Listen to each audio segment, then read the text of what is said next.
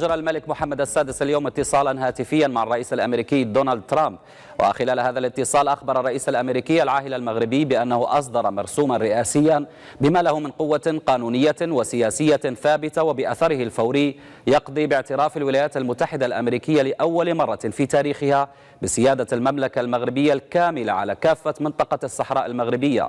وفي هذا السياق وكأول تجسيد لهذه الخطوة السيادية الهامة، قررت الولايات المتحدة فتح قنصلية لها بمدينة الداخلة تقوم بالأساس بمهام اقتصادية من أجل تشجيع الاستثمارات الأمريكية والنهوض بالتنمية الاقتصادية والاجتماعية لا سيما لفائدة ساكنة أقاليمنا الجنوبية.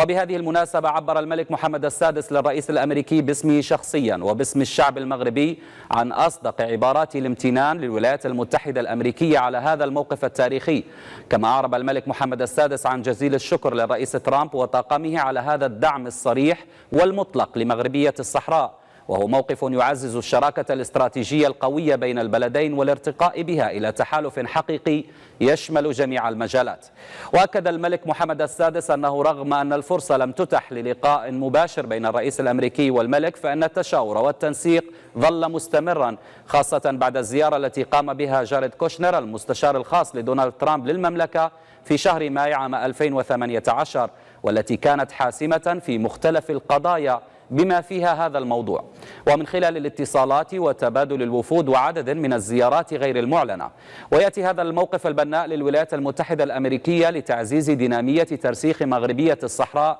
والتي أكدتها المواقف الداعمة لمجموعة من الدول الصديقة، وكذا قرارات العديد من الدول بفتح قنصليات لها بأقاليمنا الجنوبية. كما يأتي بعد التدخل الحاسم والناجع للقوات المسلحة الملكية بمنطقة الجرجرات من أجل حفظ الأمن والاستقرار بهذا الجزء من التراب المغربي، ولضمان حرية تنقل الأشخاص والبضائع مع الدول الأفريقية الشقيقة. وخلال نفس الاتصال تباحث الملك محمد السادس مع الرئيس الأمريكي دونالد ترامب حول الوضع الراهن بمنطقة الشرق الأوسط. وفي هذا الصدد ذكر الملك بالمواقف الثابتة والمتوازنة للمملكة المغربية من القضية الفلسطينية، مؤكدا أن المغرب يدعم حلا قائما على دولتين تعيشان جنبا إلى جنب في أمن وسلام، وأن المفاوضات بين الطرفين الفلسطيني والإسرائيلي تبقى هي السبيل الوحيد للوصول إلى حل نهائي ودائم وشامل لهذا الصراع.